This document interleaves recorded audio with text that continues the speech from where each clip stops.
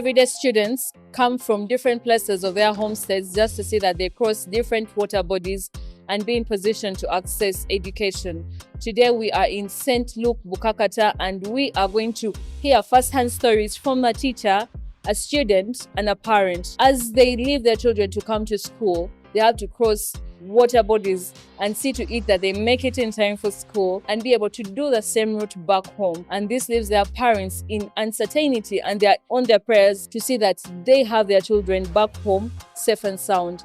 And these stories are here not just to tell stories, but we're here to inform and see that there is impact and change from our different stakeholders and leaders in their different roles, so that we can have the change of every student being able to access education, but also to be safe and sound at the end of the day. I'll start off this conversation with one of our students who is from St. Luke, Bukakata, and to the teacher and then the parent, so that we can kick off this conversation. Your names? Amanyago. Zerubiga Emmanuel. Nzija wano okuva mu district ye Kalangala nga nkulosinga mpita ku ferry. Nzija wano okusoma ku St. Luke Bukakata Primary School. Era oli mu class Imu P7. somesa science okulaba.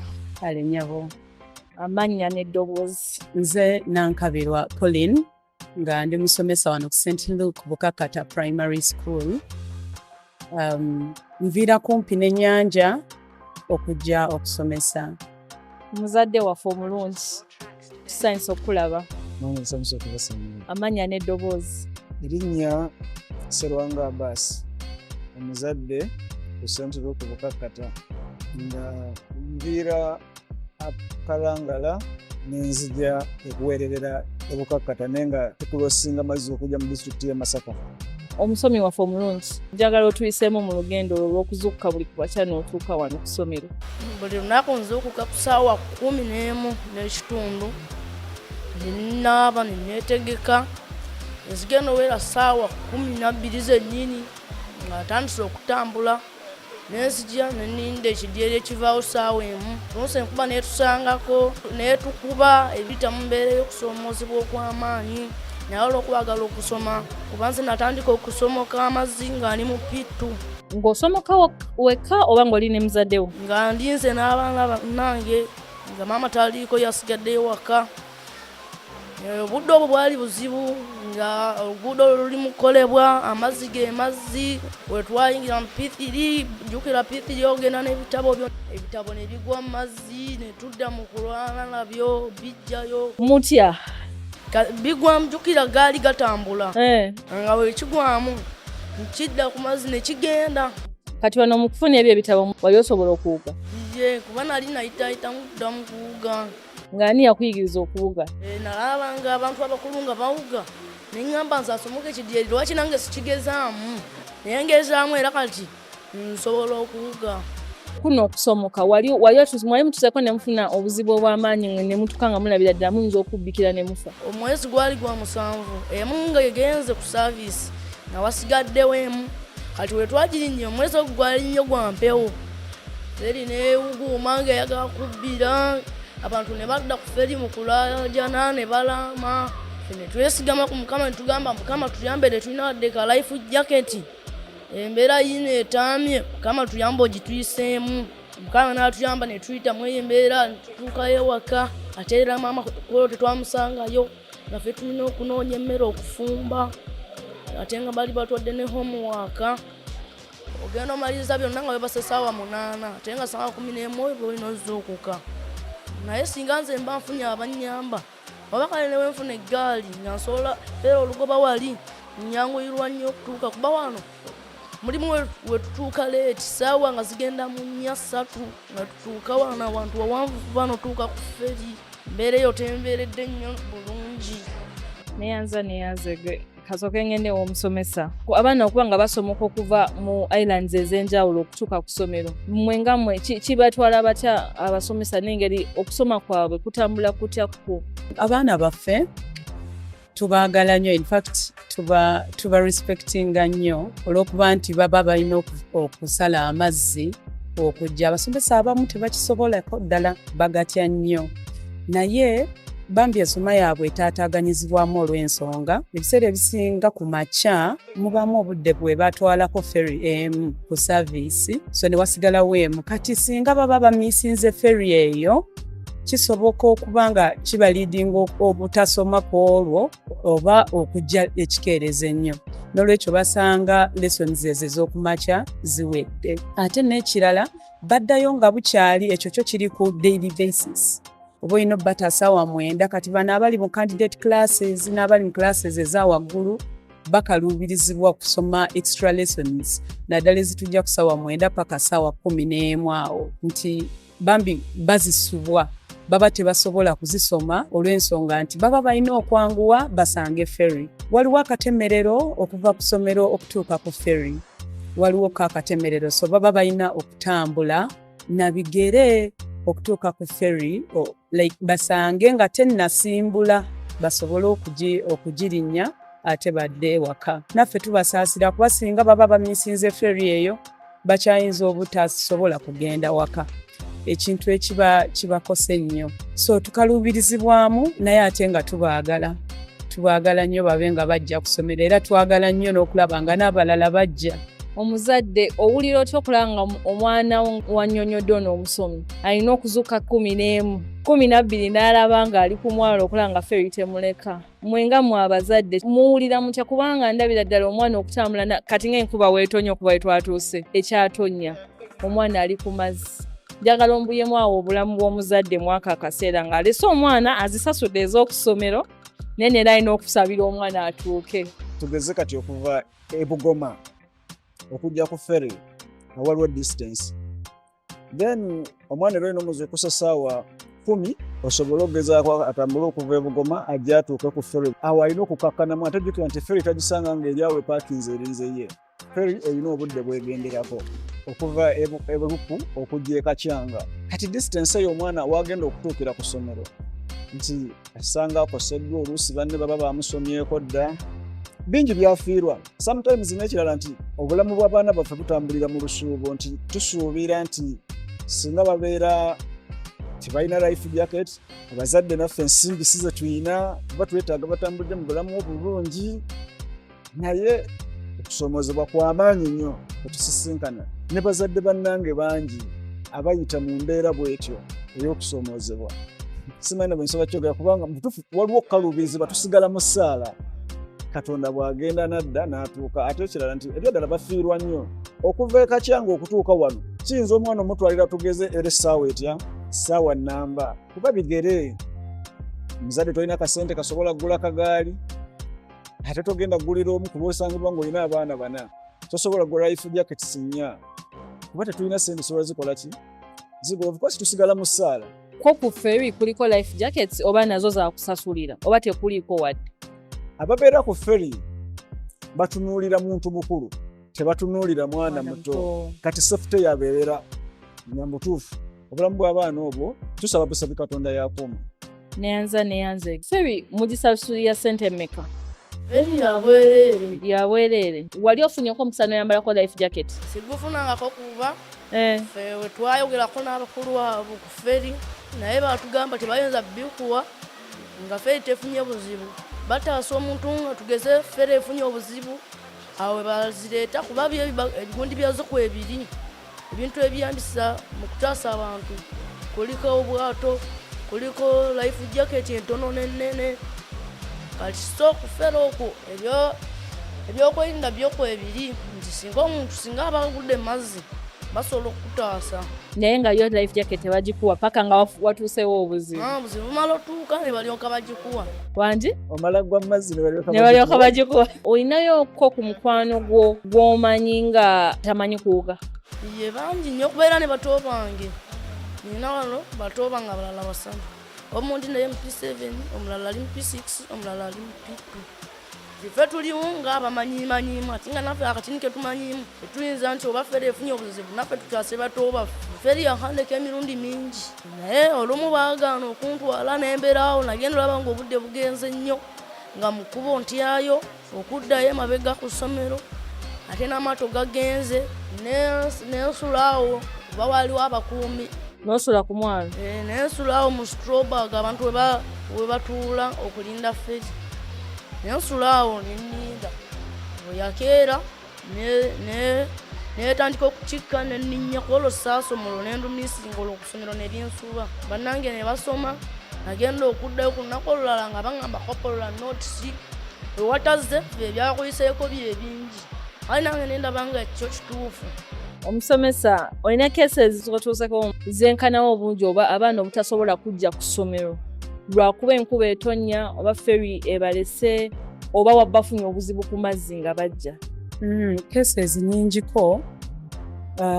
Tubadde tulina n'abaana abava ng'ogyeko bano ab'ekalangala, waliwo n'abaana bava gye bayita ebuzirango balina omugga. In fact omusana gubadde gwaka ennaku zino eziyise naye amazzi go weegali mangi. Bakozesa maato bwe bava eri ewaabwe, bwe batuuka ku mugga ogwo baba balina okufuna eryato ne libasaza ne libatuusa ku lukalu ate ne basobola okujja ku ssomero. Bambi ogenda n'olaba obulamu bw'abaana baffe abo buli lunaku mubeera mugamba ayi Mukama abaana bano bagende naye Mukama tusaba obayambe ate n'ekya basobole okudda. Kesezi z'obutasoma nyingi.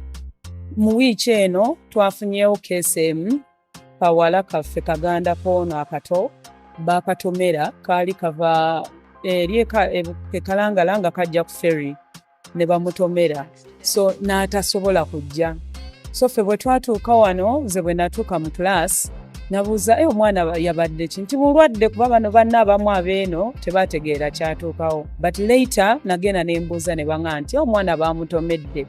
Ne kinnuma nti temulina na bwe muyinza kugenda mangu kulaba mbeera gy'alimu, temumanyi injury yabadde yenkana ki naye temulina choice, mulina okugumiikiriza paka either ferry lwe munagifuna oba kawungeezi nga mumaze okukola mugende ate mweraliikirira nti bw'ogenda kawungeezi chances z'okudda ziba teziriiwo ate naawe ng'olina ebirala ebyokukwasaganya. Naye Mukama tumwebaza nti omwana oyo yasobodde okwanguwa kale okuwona amangu n'akomawo era kati asoma. Kyokka cases ziba nyingi bambi naddala ng'omwana bw'akugambye nti ferry ebaleka nnyo. Tweraliikirira nnyo akawungeezi kyekiri kye nagambyeko nti tubatanga bukyali basobole okugenda kuba ferry bw'emuleka eyo ey'akawungeezi aba talina waagenda kusula amaato ga ssente of which abaana bano baba tebazirina. Amaato gaba ku ssente meka omusaza omuzzeeri nga sitakozesa ferry? Ndowooza basinziira nnyo ku ki ky'olina nga ggwe. Linnakoma okumanya nga 5,000 kuleeta buleesi si to and from naye just okuleetako. So ferry bw'ebadde nga ekyaliwo tubadde twava nnyo ku maato nga tetukyagalowoozaako olw'okuba twafuna omukisa nti yo ferry ya bwereere. So nga tulaba nti omukisa ogwo weeguli ogw'okuba nti bambi balinnya ferry. Tewali kintu kyonna gavumenti kyekozeewo mukana akaseera kubanga ebayamba? Kati nga ab'ekalangala ennaku zino Prime Minister ne team bali mugezaako okutwalayo ebikozesebwa. Kati tulina ebitundu Kalangala, bwajja Buzirango, tulina Kaziru, tulina ne Rambu. Ebitundu ebyo byonna nga bw'owudde mbimenya byonna biri ku mazzi. Era abaana baffe abasinga abavaayo ne bajja basomera wano bonna bava ku mazzi. Bw'otunuulira Lambu nga bwe yakula okuva mu bizimbe baffe gye tuyita fence Lambu okujja weegatte ku Coransi direct side mazzi. Gavumenti bwe yali akola oluguudo lw'e Lambu yajja okwagala okufensinga nga bwetugamba nti tulina kibayita fence kati yawanika bweti mu bbanga wansi mazzi waggulu kkubo. Okolera ensobi oba ogwa mu mazzi nti ne bw'oba muntu mukulu bw'otunulayo bw'oti osobola okufuna ensisi n'ogwayo. Kati olwo omwana omuto ate nga jjukira nti era abaana baffe olw'okuba nti abaana baffe bakulidde ku mazzi bakirabanga kya bulijjo.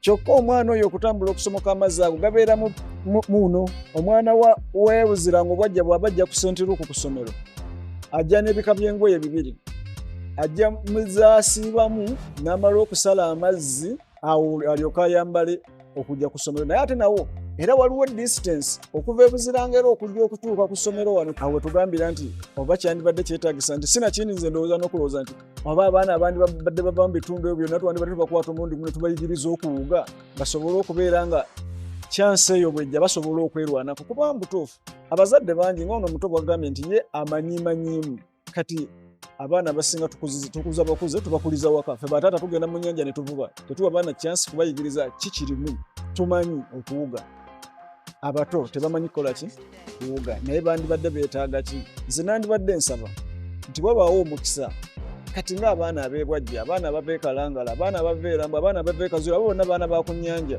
babaawo chance esobola okubeera nga basobola okuyigirizibwa kuwuga basobola okuweebwa tuze twandiyise enkampa z'oku mazzi naye just tebabeera ng'akimanyi nti buli lwe ngenda ku ssomero ngenda ne ka life jacket kange bwe nfuna obuzibu ng'obwo sobola okuba nga ntaasibwa. Ndabira ddala nnyinza obutasobola kumaliriza nsonga eno kubanga enkutteko kiikirira abasomi banno bonna kiki kye mwali etaaze okulaba nga nammwe musobola okusoma ne mutuuka mu budde kuva P2 osala okutuuka wano mu P7. Ngamba baali tuyambye ne batuwa raincoats kati ffe nga bava Kalangala ne batuwa kale eggaali nga tusobola okutambula speed ffe olugoba ne batuwa ne ku bbaaga ebintu byaffe tetulina nsawo nga uniform bannange baali tuyambye ffe nga bava eri ffe abaana abava mu bitundu bwe bityo tuyige okuwuga kwegamba ng'embeera yonna ne weeba etuuseewo tusobola okwerwanako. Tumesa kiki kye wali yagadde? Tweyanziza nnyabo kaakati nze nandisabye nti gavumenti yandikkiriza amasomero kati nga gano agali okumpi n'ennyanja ne gaba n'ebisulo ate era n'ebiteekamu ku mukono nti omwana bw'abanga oba yandisasudde oba emitwalo nga 8 naba nga asalirwako nga gavumenti ekitaddemu omukono ti abaana abo at least bwe baba nga babeera ku ssomero ne tumanya nti basala omulundi gumu nga baddayo mu luwummula ne basala nga bakomawo okuva mu luwummula. Then n'ekirala waliwo abayinza obutasobola ebisulo naye bwe baba batuyambye kati projekiti nga eya Reach a Hand netuyamba netukwatirako abaana ne bayiga okuwuga. Omuyizi ayogedde ku raincoats bannange ne sizoni y'enkuba ffe tukosa enkuba bw'etonnya kati nga okuva mu March paka mu Gwomukaaga kati abaana bano abatoototo baba tebakyasobola kujja ku ssomero okujjako nga bali mu bwato naye bwe baba ne life jackets kiba kyanguwako ne jackets zi raincoats nakyo bambi kibayambako ebitabo obutatoba n'okubeera safe nga bo obutatoba nnyo kuba omwana atuuka wano bambi n'omusomesa nga yenna akankana bw'ati mbutuufu naawe oba by'osomesa tobitegeera abazadde tebakyalina busobozi buyamba baana kubagulira bintu ebyo kati tusaba bambi abasobola batukwatireko ate abaana baffe basobole nabo okusoma. Zakamaliza nawo muzadde kiki kye wali yagadde gavumenti sekita y'okusoma bafuna buli kye beetaaga ate nga tebafunyeeko buzibu? Kye nandibadde njagala sooka kulembeze bannaffe abali wagguluko oba abali mu bifo bya gavumenti byennyini era nsaba bakwasize wamu bajje batambuleko baveeyo kati nga mwe mwasobodde okujja ne mutunoonye eno ku St. Luke tulina n'abalala bangi basobole okujja ku St. Luke bategeere embeera abaana nga bano beetaaga ebikooti by the way n'essomero lyennyini nga nalyo bwe mulirabye nalyo lyetaaga okuyambira ddala naye nga by the way twetaaga okuyambibwako ebizimbe n'abaana ebizimbe beetaaga okusomera mu bizimbe ebirungi kati nkuweewola bakulembeze bannange bonna gye bali abaana abava ku mbalama z'ennyanja beetaaga okuyambibwako nga bwe nkyogedde okuyigirizibwa okuwuga neyanziza mali. As we have had these conversations, there are lots and lots of needs that we need to see that we can facilitate the young students who are in St. Luke. But this is not just an issue of St. Luke. This is an issue that comes across all the different islands that they come from, as they have been mentioned. But what can we do? We have had issues of where students and young people are not facilitated with life jackets, and it's because they don't feel like it's necessary unless when there is a tragedy. And again, it's not that they can't, but it's because they are limited. So let's work upon together to see that we can be able to take this information to all our leaders. This is a call to action to you, our leaders, our people who are taking the leadership positions, to come and see and be in position to see that students can be able to have education that is sustainable but safe. As it is in a rainy season, and we have heard from a student, from the parents' view and from the teacher's view, it is not really easy for the young students who are in primary 7, primary 2, primary 3, coming and crossing on a daily, missing ferries, having issues, having to sleep at the shores in the cold, having to see their books getting wet and lost. All these are issues that we can come together as a nation and see that we are in a position to help. As Reach a Hand Uganda and Sauti Plus Media Hub, this is a podcast that is proudly by you and all the partners that have seen that Omanyokuga is across the nation and it's in position to throw light to our people, to the nation, and see that we are in position to help each and every person in these places where water is a must for them, is a must means of transportation, and is a must for them to use on a daily. This is a question to you, our leaders, as I end this podcast. What can be done to see that students like him can have access to safe education without worry? I remain Nazri Elizabeth, and this is Omanyokuga.